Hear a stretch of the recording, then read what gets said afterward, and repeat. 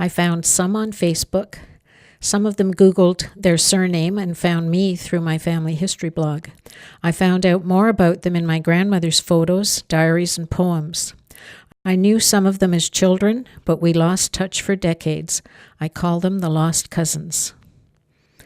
When my grandmother emigrated to Canada with her husband and 2 children, she landed in Montreal speaking no French. They were taken in by her aunt. They found work and an apartment and stayed for several years before moving to Ontario, then many years later to North Vancouver. She had a strong desire to help others, and throughout her life she passed on her aunt's generosity by helping her relatives get settled in Canada. She let them live with her, found them jobs, looked after their children.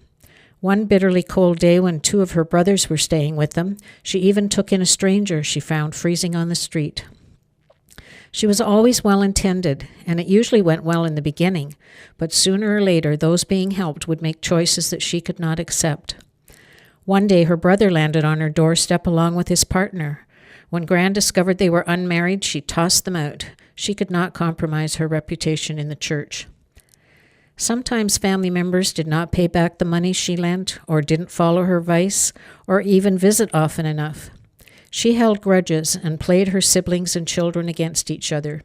These rifts rippled across the family, up and down the generations. So when I started connecting online, I had a real desire to see them again. One cousin visited me in Toronto, and we started planning an old-fashioned road trip around the coast to see everyone.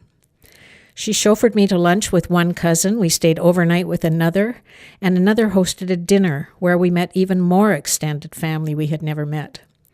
As the family historian, I was thrilled to find that a photograph I couldn't identify for years was one of my cousin. When her family moved from Toronto to British Columbia, they had to say goodbye to her foster sister, and she never had a photograph of her. I was so delighted to give her a copy. I found so much more than I had lost, and I'm so happy that they agreed to meet me and share their stories and photos. We were able to put aside the battles of our parents and grandparents. It felt like our family feuds could finally be put to rest. I'm so sorry for those who went before us, but hopefully we will change the future for our families.